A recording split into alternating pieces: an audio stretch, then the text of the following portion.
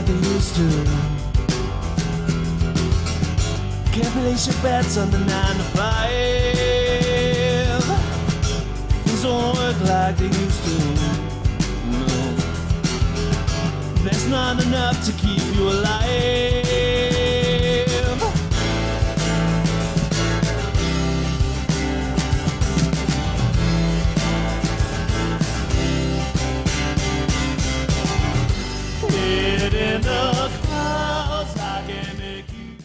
Hello and welcome to another episode of the Christian Reeve Podcast. Today's guests are a band from Manchester. They're known as Swole Castrati, and they describe themselves as being trap metal, nu metal, and ragecore energy. I'm excited to have them on the show. Welcome, boys. How you doing? Hello. Hello. Hello. All right, let's start at the very beginning. The very, very beginning. So when you were children, no, I was kidding. How did you all get into music? Where did it all begin? Sort of before the band? Yeah, me personally, so I'm Simo. I play the drums and sometimes sing. So I started playing guitar. I was pretty young, about 12 or something. And then that gravitated towards playing the drums because I realised that I was very rhythm-based, rhythm-centric in what I was playing. And I was always tapping around on stuff and getting on people's nerves. So eventually, the parents relented and took me to buy a sort of starter drum kit. And yeah, I was bashing about for a while, had a sort of a good feel for it. And no lessons or anything, which is probably not great. It's probably relegated me to just playing like fast punk rock songs. But I like it. And playing on and off ever since, really. I started playing in bands, playing bass, guitar, and stuff like that. Nice one. This is from your own social media pages. So when I do my research, Trapcore. Trap metal, nu metal, and ragecore energy is how you describe yourselves on one of your pages. Which page? Yeah. And we have been described as different things. In fact, it's very hard to pin our sound down, so I can see why there might be some confusion. Very few pitched snare rolls there. You'll be happy to know. So we'll get back to your beginnings. But since we're talking about genre, I did a bit of digging into these genres because I'd never heard of them. So Google defines trap metal as high energy fusion. A high energy fusion genre combining trap music's 808 driven production with heavy metal's aggressive, distorted guitars and vocals. Originating from the mid 2010s SoundCloud rap scene, it features screaming, rapid vocals and punk industrial influences. I mean, just on that description alone, we could be trap metal. We can class ourselves. We'd have an 808. If we had one, we would be using it for sure. Yeah. Also, Google defines ragecore as a term primarily used to describe high-energy, aggressive subgenre of trap metal or hardcore trap. This is fucking with my head at this point. That emerged in the late 2010s, largely from the American SoundCloud rap scene. It is similar thing basically, and then it also adds chaotic mosh pit focused aesthetic that blends hip hop with elements of hardcore punk, heavy metal, and industrial music. We tick some of those boxes. So here's the thing, right?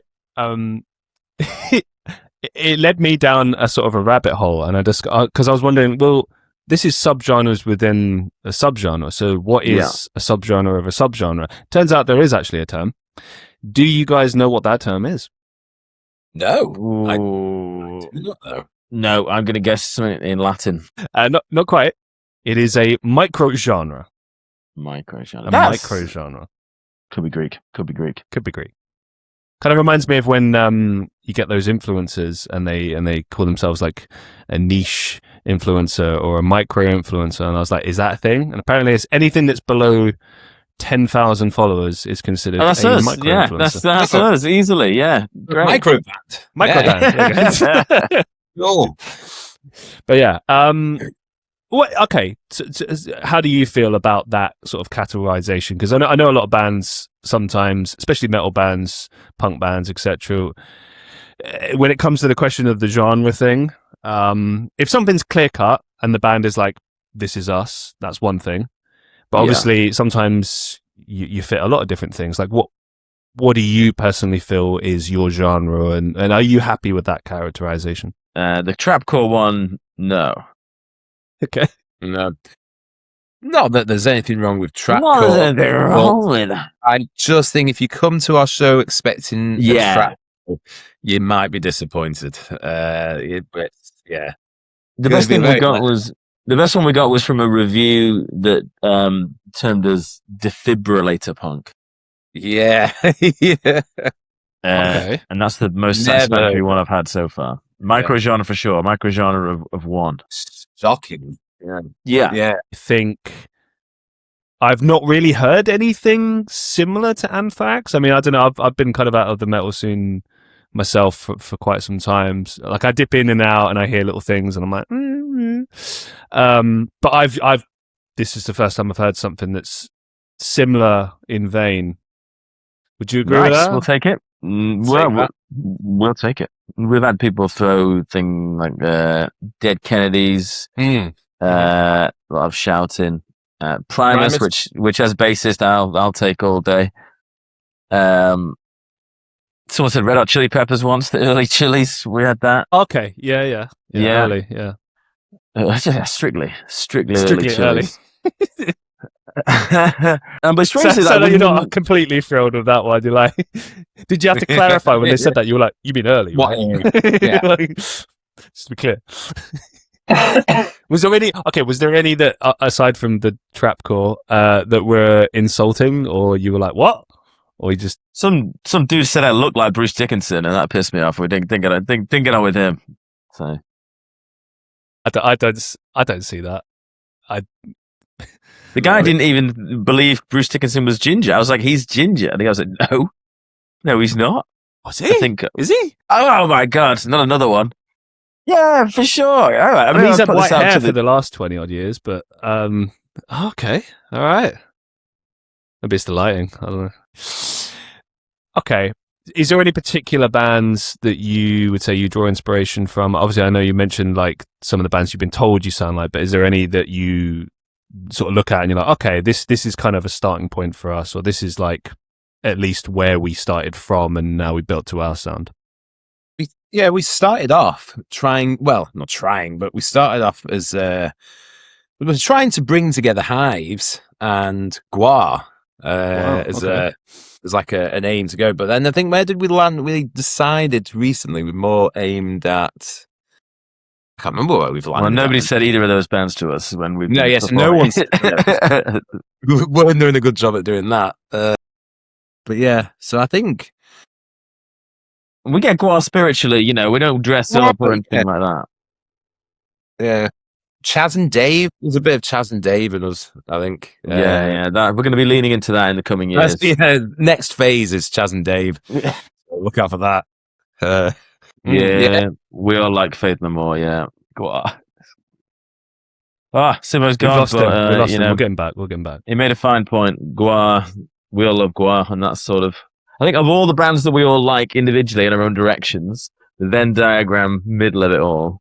Yeah, is Gua. We all like Gua, and that's where we'll try and tread those lines of trying to emulate Gua. Basically, I said that there is a cover we're trying to work on. We've been trying to work on this for about a year and a half. A Gua song. Oh, so wow. I think once we've nailed "Ham on the Bone" by Gua, then we'll officially say we draw a lot of inspiration from Gua. But until that point, it's just a pipe dream. But they are DIY legends as well. I think that's part of the appeal as well. They're just like so self-made, and that appeals to us. I think just like, and they're also like, you know, just wrote songs about whatever they wanted. You know, they were completely unshackled in terms of like subject matter and, you know, where they would go. And we love that idea. Yeah. And stupid is just daft, stupid. So we like that too. Yeah, humor plays a big part in it as well. Like we are there to entertain. Music and entertainment comes joint first. You know, if it drops, we'll just make up with it with entertainment. So Yeah, we're not precious about the music side as such. Entertainers primarily. Yeah. I just want to circle back to both of you getting into music for the first time. We heard Samo. So, Carl, do you want to go first? Like, how did you get into music? So I didn't start. So I was into music, listening wise, but playing music. I think I started playing guitar around 18. But I wanted it. I didn't want to play guitar. I wanted to have an instrument that could create noise, so I could work on some. What I thought at the time was the coolest stuff, like noise projects, noise soundscapes, mind-blowing stuff when I was 18 years old. But so I bought a guitar just for that purpose, and I thought, actually, it's kind of fun to play. So I did that for about 20 years, and then the band. Yes, there you go. Finally, put this guitar to good use. But I've been in bands. Not playing guitar. It's the first time I played in a band using a guitar as a guitar. But done, range of different things, range of instruments, vocals, and various death metal projects went nowhere and stuff like that. But yeah, it's always been hanging around. This is kind of the first thing where I've had to learn the instrument properly, though, and actually, this is good. But it's also an inspiration for anyone that wants to pick up a guitar in their later years. Just do it. It's absolutely fine. It's great. Yeah, start a band with your mates. It's fantastic. Yeah. Even more so with Ian, actually. Yeah. So, Ian, explain your. Yeah, I've only been playing bass as long as we've been a band, which is about 2 years at the moment. Wow. Okay. Yeah, because I was I was the singer in a hair metal band in high school back in the 2000s, which is my natural state, glam band front person.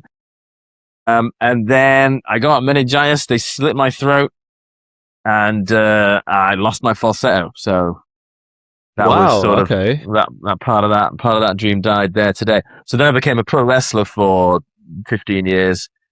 And then once I got too old for that, and it was never any good, I knew that these guys, Simo and Carl, had been creating noise, soundscape, death metal projects that didn't go anywhere the whole time.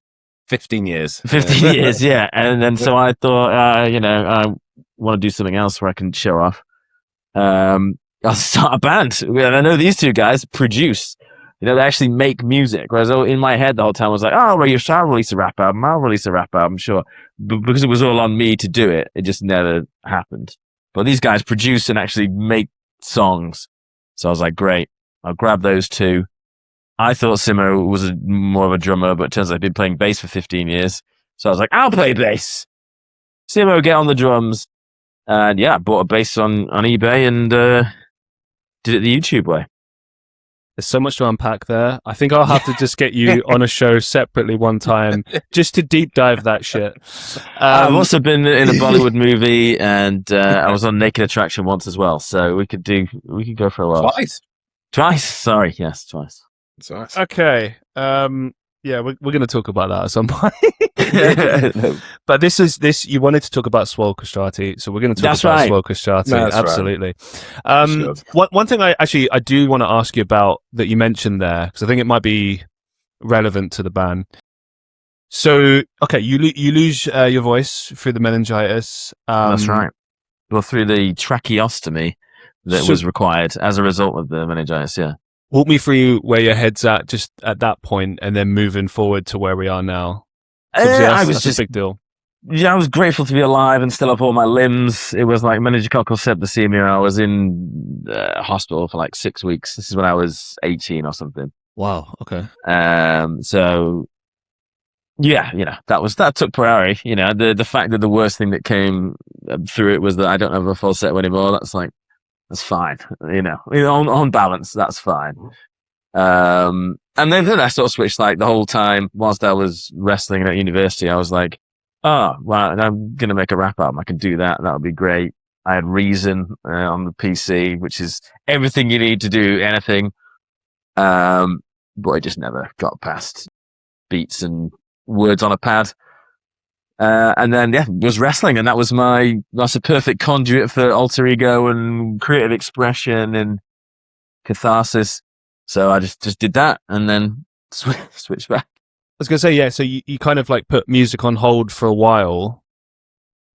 Yeah, well, sort of, because I always did want to release that rap album. I met Carl at university, and he'll remember my probably talking bullshit about making a rap album, but it just all the time, all the time. And it just became a sense of like, it just became bullshit, something that you say and don't do. That's quite frustrating, really. But now we've brought this band from nothing to like playing shows, making CDs, and like talking to you. So it's very satisfying for me to have actually, with the help of my mates, brought something and out of nothing to create, something. It's just really satisfying. So 2 years ago, you presumably sit down, all three of you, and are like, okay, let's make a band. How does that conversation start? Where does that thought process start? Because obviously you're all musicians, you've done projects before, and you're all at different kind of completely different points as far as like your background and where you're coming at it from. So where does that conversation start? I think we started with in fact it's there. It's the SP555 sampler. Yes. So we started sampling beats with Michael Jackson quotes. The first demo was solid, so good. It's really good. I can't remember where we went with there though. What was the next step after that? I can't remember. I don't know, really. Yeah, it's tough. It's tough to say. We definitely had the Michael Jackson soundboard going. And then I think I had loads of recycled song concepts from the rap. Yeah. My never realized rap career. I was like, I'm going to write a song about that. So that was then the jumping off point of like, right, 2 Clicks, for example, is a song about how annoying it is to be promoting something on the internet, from a point of obscurity.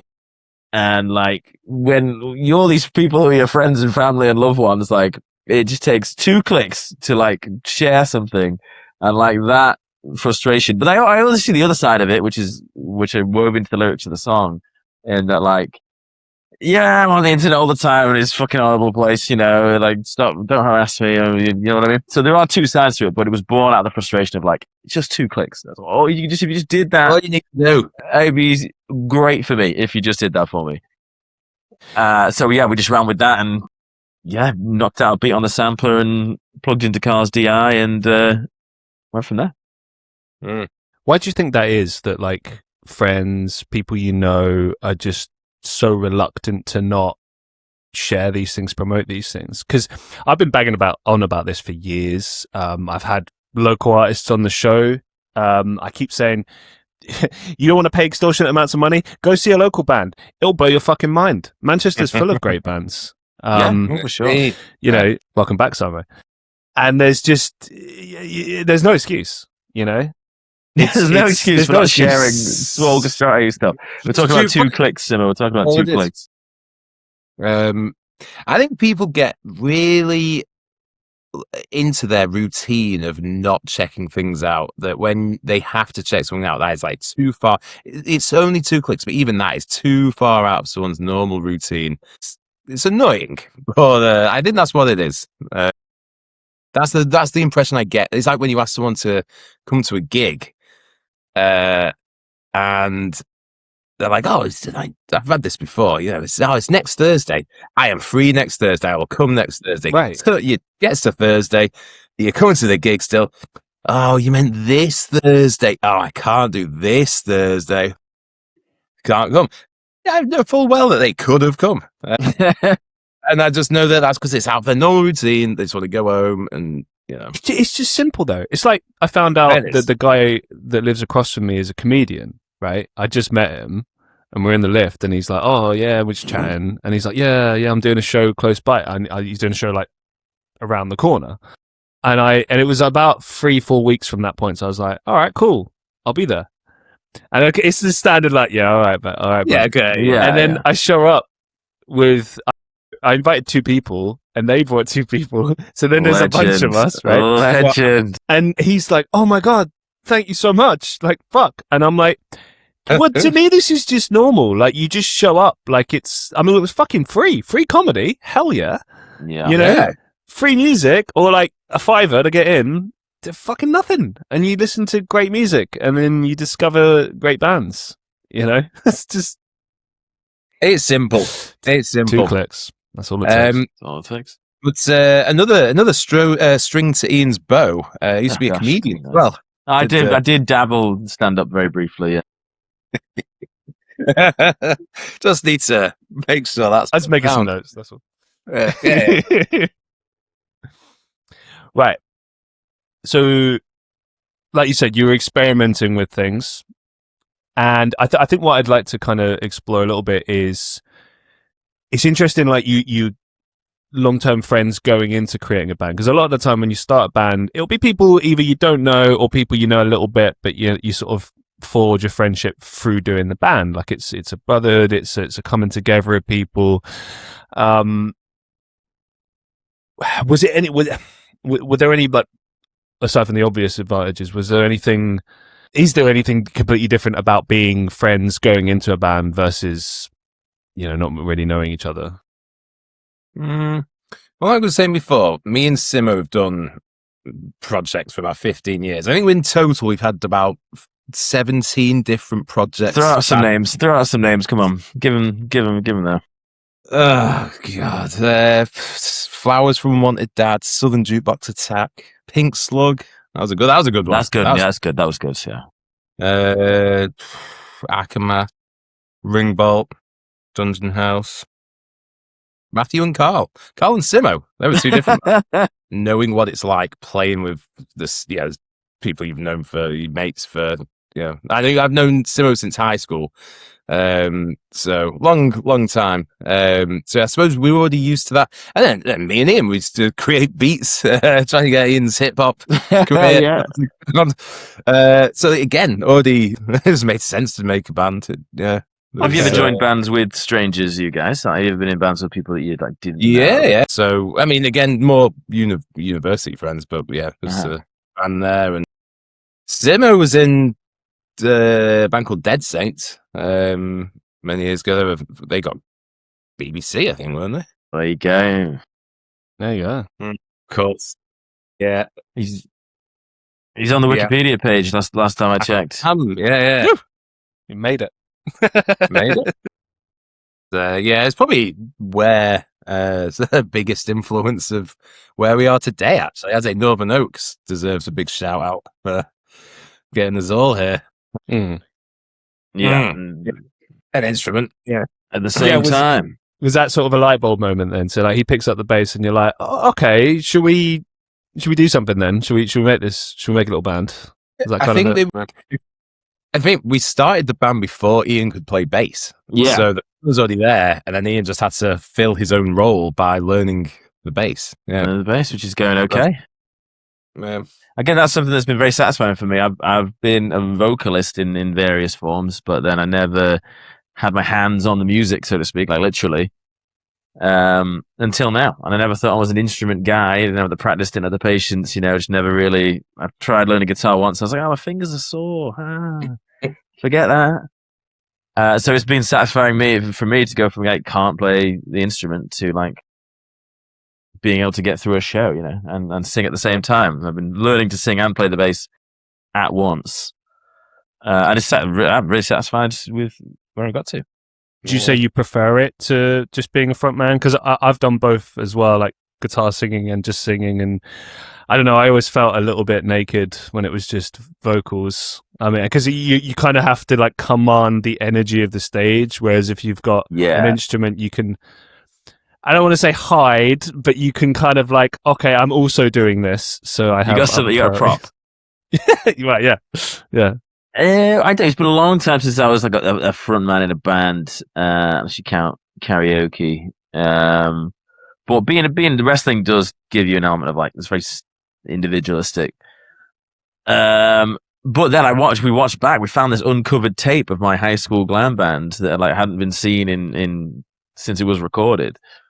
and we watched it. And what I didn't remember about me as a performer was that I would sing my bit, and it would be all like, suitably attention worthy. But then once the bit was over, I would turn around and walk back to the drums because I couldn't you obviously can't bear to look at the crowd for too long, and I would just do that back and forth, sing my bit, turn around, walk backwards, sing my bit, turn around, walk backwards.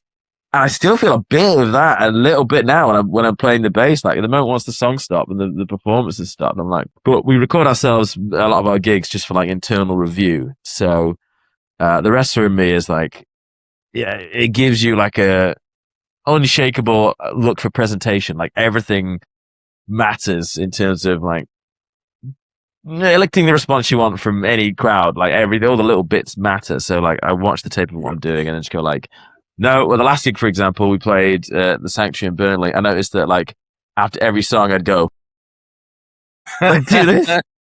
Paul Stanley. So I was like, right, okay, that looks stupid. I will make sure not to do that next time. But I still have the urge to go and just face the other way while people are clapping for me. It's like, oh, no. Well, Carl's not that problem. Carl's staring the crowd down the whole time. Yeah.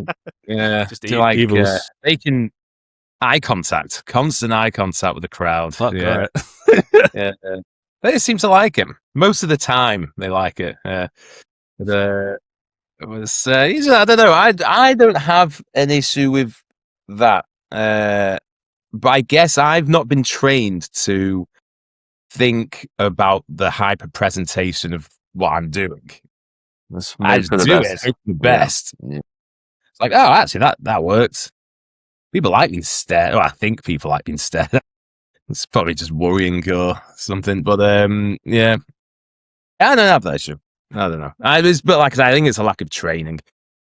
Yeah, you got to roll with this shit sometimes. I remember one time, about a year ago, my strap broke on my guitar, as I was playing. And so I had to do the sort of lean into it thing. And then I was sort of just hopping on one leg and making that work. And the crowd picked up on it, and it was just funny. It was just, fuck it, this is just the end of the performance now. I did that for 2 minutes, and the song, and then adjust it. Maybe I should do the whole gig like that. Fuck it. So moving it forward, what's the story behind the name? It's a conversation I was having with my partner. We were just driving around, and they found something on Reddit. It was first of all, castrati as a notion, what that is. That's the starting point we have to get through. So, barbaric Renaissance practice where they used to castrate young boys so they would keep singing high forever. Wow. Okay. So a family would sell their child to the church because they were in such poverty, and then the church would have them in the choir, and then just get the balls drop off like a lamb's tail, I guess, so that their voice would never drop. Not done anymore these days. And I'm not sure how widespread it was. I've not got the stats. I probably should, because we get asked this question a lot. But anyway, there's something to do in Italy. It was 930 was the last time that was done. It was last century anyway, in the 1900s. Yeah. Wow, so there's a recording. Well, there's an overlap in recording of audio recording and the last castrati. Yeah. So the last guy who had it done to him in the previous century was living at the time they could record him. So there is an audio recording of it. If you put the last castrati, it's him doing Ave Maria on YouTube. It's a good listen. It's quite arresting, really. It takes the sort of concept of castrati, but then you actually makes it real. You're listening to it. It's there. So anyway, my partner found this and was just talking about it. I was like, oh, this is interesting. And then just as I was driving, they went into research mode and they were looking into the practice. And it turns out they can still have sex lives and, things like that. So my first thought was, okay, that's all right then. Who was the most swole castrati? Was any of the castratis in the gym? And what were the results like? And then as soon as I said swole castrati, I was like, yo, we've got it. The band name. That's it. We're good. I told these guys, there we go. We're on board. Count us in. Yeah. All I can say about that Is that's nuts. It's history. And it's going to stick out on a bill. The idea is it'll stick it on a bill as well. Hopefully people will see it on a bill and go, what? Let's see that. First result on Google. You Google is really only results. Yeah. So on your link tree, it describes you as the perfect band. The perfect band, yeah. Why are you the perfect band? That is, for all his faults, something that I did pinch from Donald Trump. You know, when he did that phone call about buying votes, and then his answer was, it was the perfect call. It was the perfect call. Huge. Yeah. And that just like struck me as such a ludicrous, absurd thing to say. A perfect phone call. So, well, what are you talking about? It's something I've picked up on that he does a lot. Any time he's describing any kind of business meeting, it's always that. It's like it was amazing. Everybody was just talking in an amazing way. Perfect. Absolutely amazing. Everybody. Sell. Yeah, he's selling himself. So yeah, I pinched it from that. I was like, yeah, we're the perfect band. Does your humor ever get you in trouble when you're gigging? Not so far. No, that's weird. We'll be right. Yeah, I don't think so. There's one song where we slag off Bob Dylan. I think you get a round of applause, surely, wouldn't you? Well, it depends. Yeah. Depends on the crowd. I don't know. Did you see the biopic of him? No, the Chalamet one. Yeah. No, I've not watched it. So it just makes him look like a massive twat. It's a great film. I'm sure he was, yeah. But it's like, because obviously with these things, like the if the person's still alive, then they have to sign off it, or the estate signs off in it. Yeah. Yeah, like, just like we're okay with the film kind of thing, or we don't agree with the film, or whatever. But yeah, I watch it and I'm like, okay, what are the positives here? Well, it introduces music to a new generation, and that worked. There was a lot of people walking around trying to do the walk. But also, it just kind of, made him look like a massive twat. And I was like, if I was your PR guy, I'd be like, sue them for defamation at this point. I don't know. I think that's refreshing in a way, because I'm sure all of our favourite legends, and even the legends that we don't like, there's a good chance they were massive twats. I mean, they were from the 70s, for God's sake. So, I mean, at least he's like, well, I was a twat. Yeah, I grew up a big thrash metal fan, and I just remember like worshipping like Dave Mustaine for years, and then I read his twat. Surely. There's good things about Dave Mustaine. I don't know. Have you read his book? No. It goes bad from there. I mean, it kind of reminded me of Steve Vai a bit. Like, I remember one time Steve Vai was doing this like giveaway, and he was like, "So this is the competition. You design a guitar for me. You get a copy, and I get a copy because I'm Steve Vai." and I'm like, literally, that's Dave Mustaine's book in a nutshell. He's like, oh, I'm a born again Christian and everything, but like I did drugs and like, I was a Satanist and fucking cool, and fuck Metallica, and just like, all standard shit. Yeah, that's Mustaine. Yeah, but I don't know.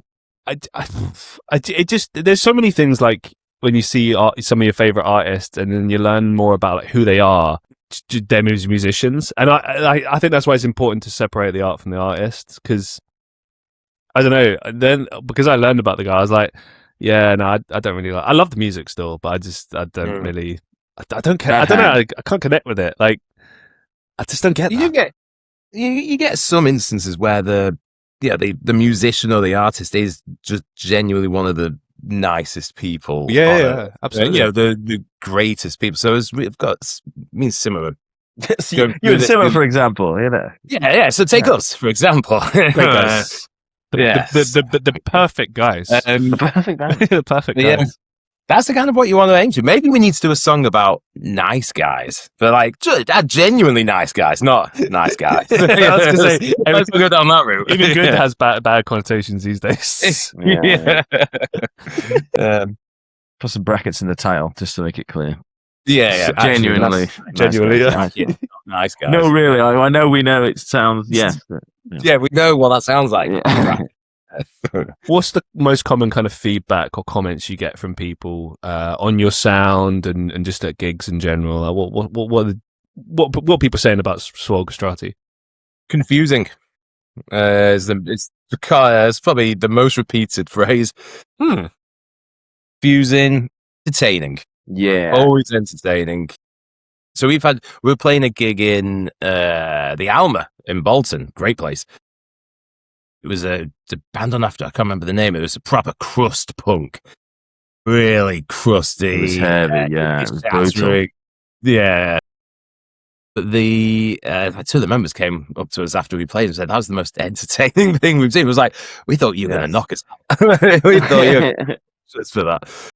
They said, no, we loved it. It was so entertaining. I was like, yeah, there we go. Entertain. You can even entertain the crusty punks, you know? It works on all levels. Yeah, we're very pleased with that because that is, as we said before, we're not precision-based or that technical, but a lot of bands are, you know? I mean, our focus on entertainment, for some reason, seems to have us stick out a bit, you know, like yeah.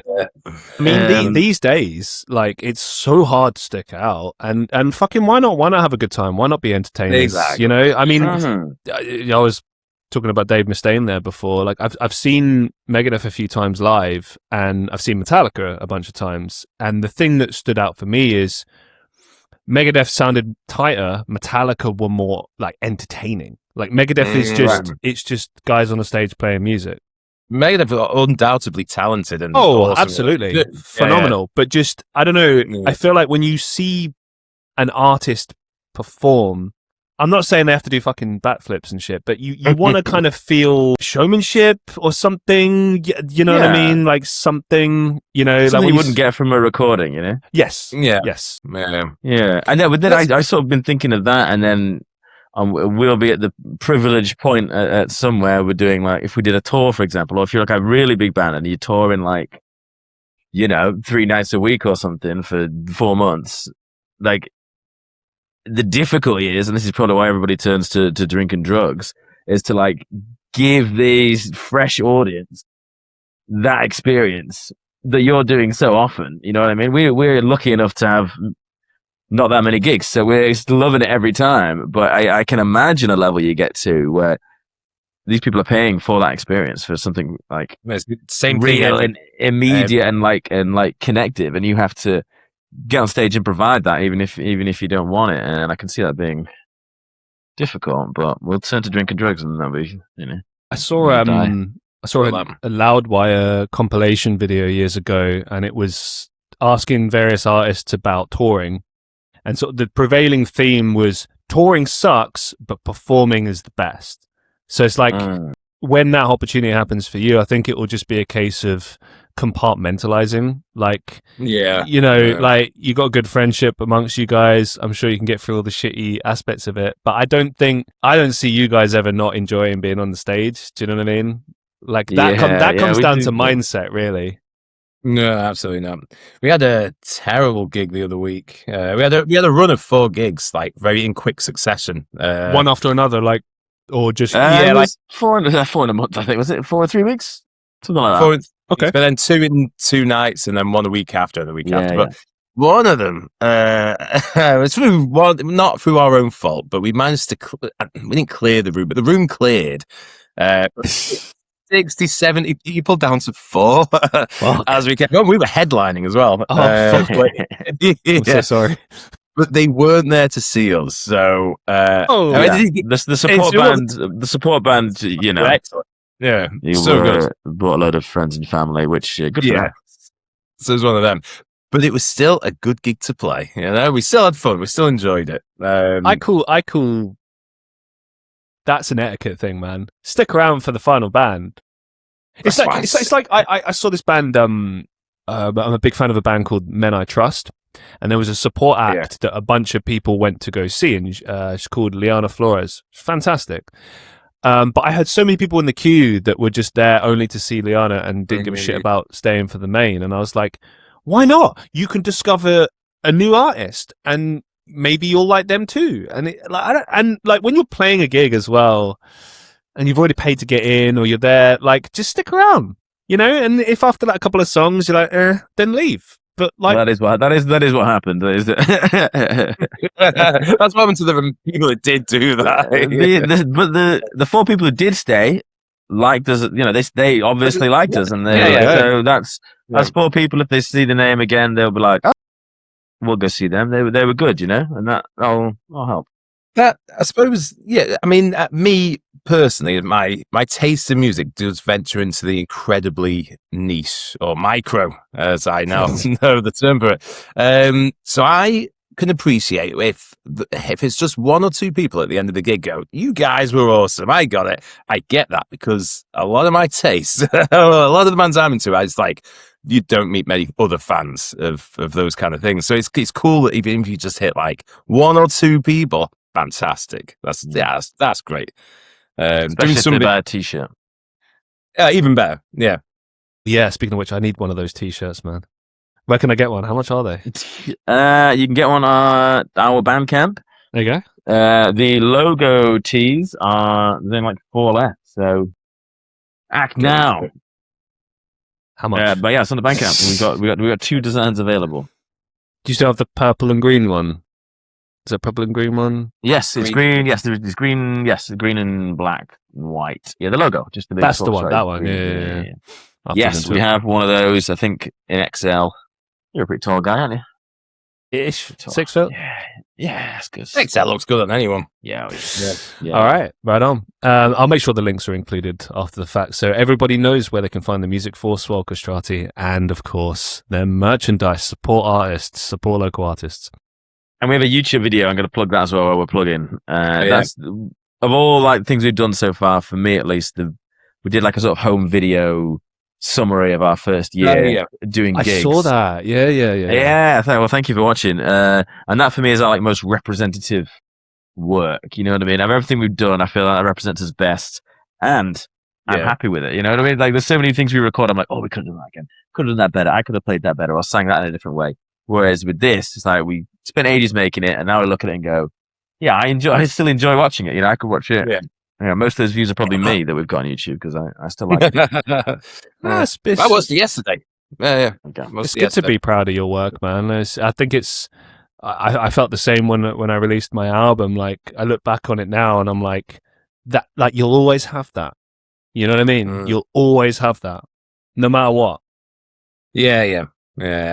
Beautiful. That's kind of what I think about, like doing new things as well, like with the band. Like it's life is short. Get these things done and get them done now, because won't be able to play guitar anymore, that kind of thing. So I'm not planning on losing a hand or be in a position to lose a hand, but just in case, get these things done now. Strike while the iron's hot. Yeah.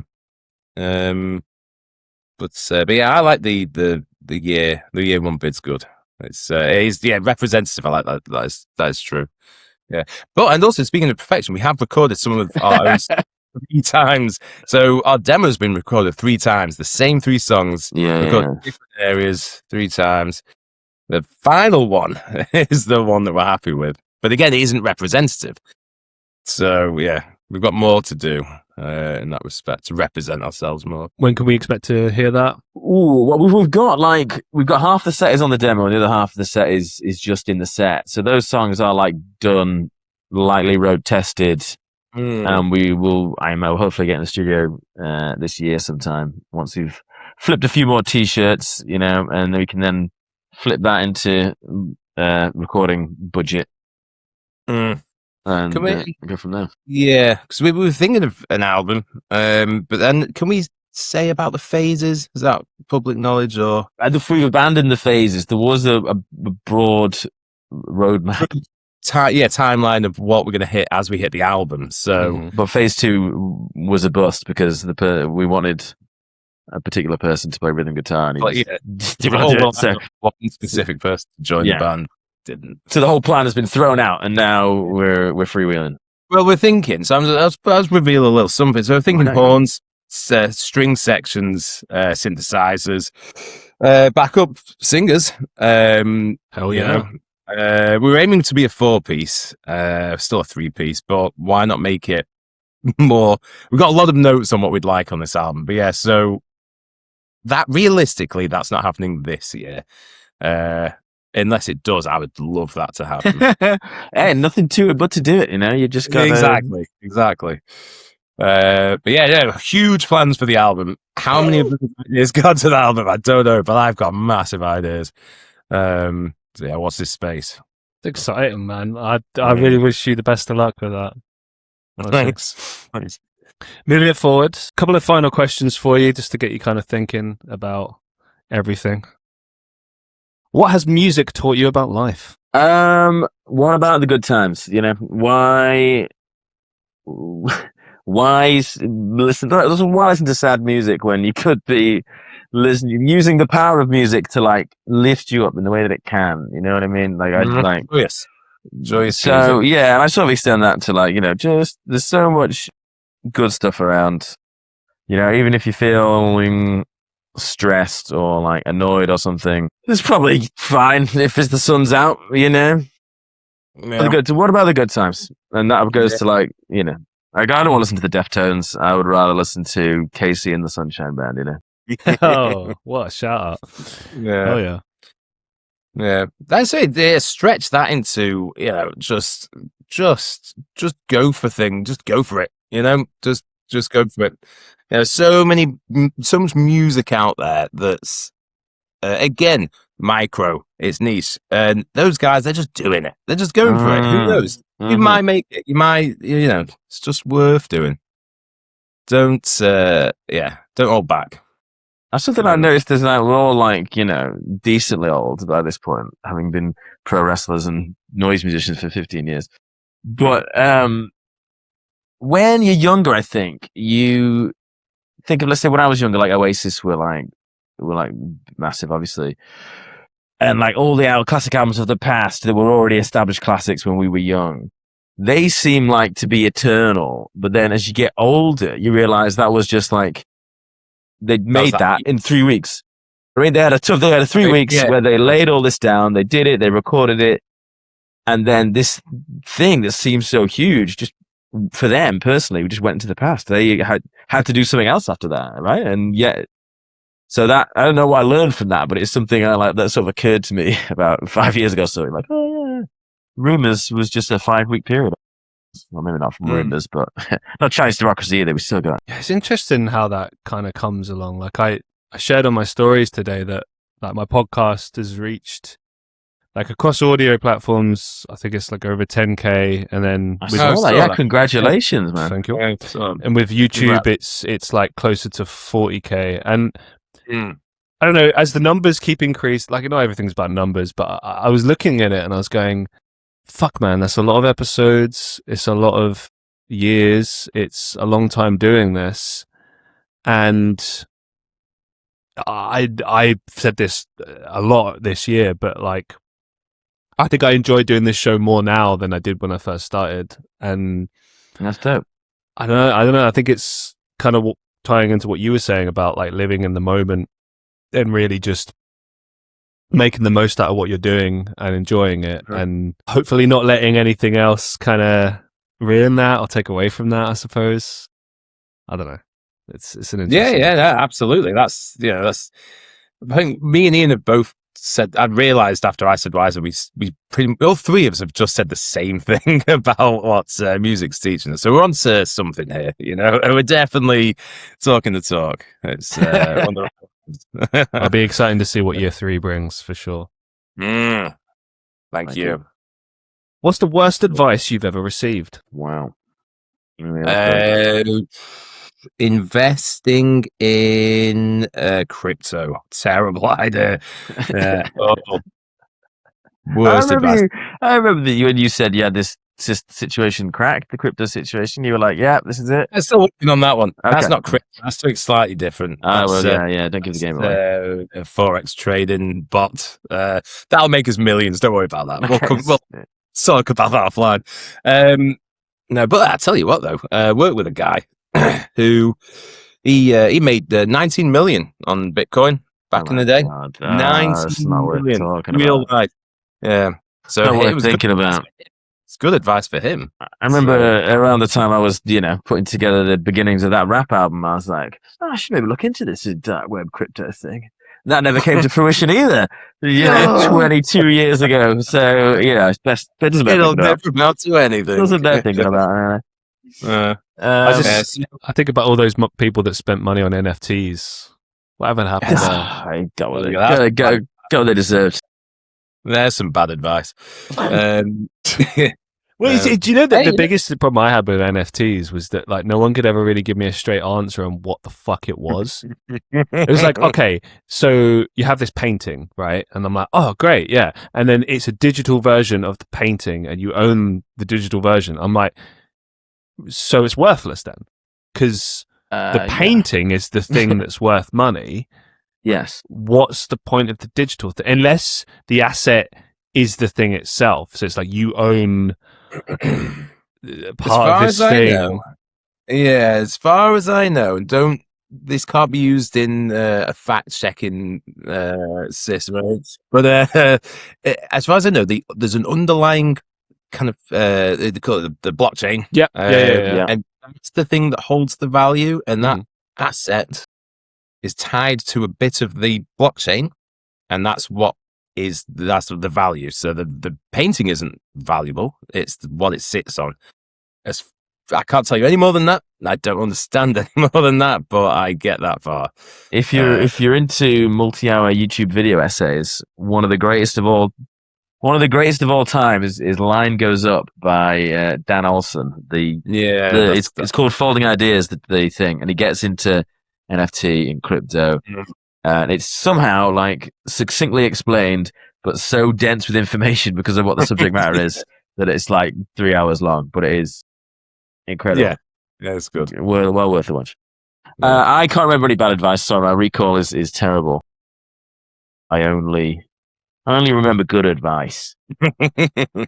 That's my advice to you at home. Yeah. It's interesting that you say that, because my next question is, what's the best advice you've ever received? I know, not more recall. I have problems with recall. Carl, go ahead. Remember that. Best advice. So probably the recent good advice was to go and get myself a new guitar. So I was adamant to stick with this Gretsch, which I'm looking at now. It is covered up with duct tape to hold it together. Bust it out. Go fetch the Gretsch. I'm sentimental about the Gretsch. Break it out. Yeah. So for our audio listeners, make sure to go over to YouTube or Spotify, and you can see us. You can see it in real time. Well, not in real time, but so this was the holy shit. Gretsch. So beautiful. Holding that there, and so I super glued a pick holder into there, which is burnt through the body. Genius idea though to do that. I've never thought of doing it. What a fucking great idea! I'll do it. It's burnt. That if that comes off, it rips the thing off the enamel. No, maybe don't do that. There's blood all over this because of my fingers bleeding one day, and these are all rusted. Best advice was just buy a new guitar, because this one's fucked. And the new one's so much easier to play. But it's beautiful. You could just put that in a museum or something and just be like... Oh, that's why it's there. Yeah, that's why it stays. But no, because I was always against buying decent-ish... I mean, it's the Ibanez Iceman. It's a great guitar. Some of my favourite guitarists use them. And... I wasn't sure, because I had this one and I thought it'll work. It works. You can get the noise out of it, but after buying that was good. So sometimes you just gotta, if you can, just buy something you really want and do it, because again, life's too short. Just don't spend all don't go crazy and spend your life savings on something. That's bad advice. But within reason, just treat yourself. No, I was racking my brain, and all I can remember is sex advice. But it is good advice. If you wanted to lay it out for the people at home there. If you're having sex with somebody that has a vagina, right? Yep. Try and make sure they come first, and then you're essentially Off the hook. playing with profit after that. Yeah, that's true. Yeah, and I really appreciate it. It's like it just goes so much better if you just Yeah. treat them a little bit first. And my friend Russ, shout out Russ, lead singer of Necronautical, told me that when I was a young man, and great advice. Did you message him afterwards like, hey man, I told him. Great advice. I subsequently told him what he's done for me there. What's the biggest life lesson you've learned so far? Biggest life lesson? Diet and exercise are undefeated. I'll +1 on that. Yeah, absolutely. Get in the gym, drink a lot of water, eat healthily, and you do it. It feels amazing. I was, a thin and misanthropic youth when I was the singer in a hair metal band. I became a pro wrestler and started eating healthily and lifting weights, and my disposition changed completely to being in a good mood all the time, and people like you a lot more, and it just smells better. It's great. Absolutely. Healthy body, healthy mind. Not agree more. Final question for you, gents. Do you have any upcoming projects or final thoughts that you'd like to share with our listeners? So me and Simmer have a new Dungeon House album coming out at some point. So watch out for that. Well, I don't know how people can actually find that. You release it first, and then they find it. Yeah, we need to record it and finish it. Okay. Yeah, it's recorded. We just need to finish it off. But so that'll be out there. I'll be on Extrospection Records, which is our label. Our label. Throw that one out there. Gig. We've got gigs. Actually, Swole Castrati has gigs, don't we? We've got this gig in. We're Melt to the Masses semi-finals in Burnley. Oh, fuck yeah. All right. Yeah, but it's either, unfortunately, we don't know yet at time of recording. It's either the 8th of May or the 22nd of May, I believe. Whichever one of those is a Friday. Stay tuned to the socials, Swole Castrati, and we'll find out. We need Stooges to vote us through to the next round so we can get to Bloodstock, which is about the funniest outcome possible for this whole tournament. Yeah. Any final words? Yeah, just look on the gram, see what we're doing. We're gonna have a website soon, swolecastrati.world, and collectively we all need to find a way off Instagram. It's gonna be hard. But it's got to be done. And there is a way to get off Spotify. Put in the half an hour of admin required to switch to Cobuzz, who pay more per stream and don't have AI junk everywhere. So now that it's affecting me personally, I've decided it's important that we all get the fuck off Spotify. If you're on a major label, sorry, but any independent musician, come on. We got to do it. It's a combined effort with everyone. Yeah. Instagram might be a bit harder, but Spotify's doable. One day. So currently we're not on Spotify, but we're on Tidal, we're on Bandcamp, we're on Cobuzz. We're on most of them, except for we decided we had to draw the line somewhere, and that line was YouTube Music, Apple Music, Amazon, and Spotify. Yeah.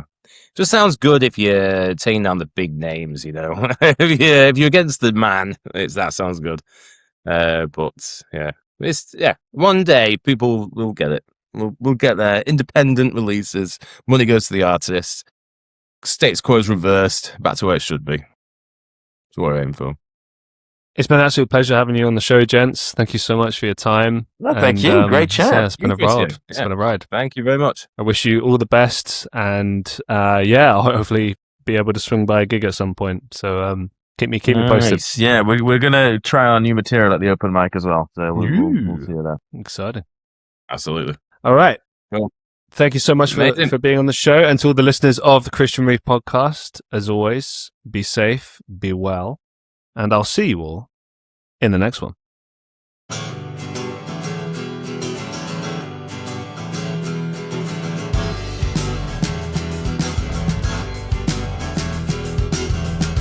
Things don't work like they used to. Can't place your bets on the 9 to 5. things don't work like they used to. No, there's not enough to keep you alive.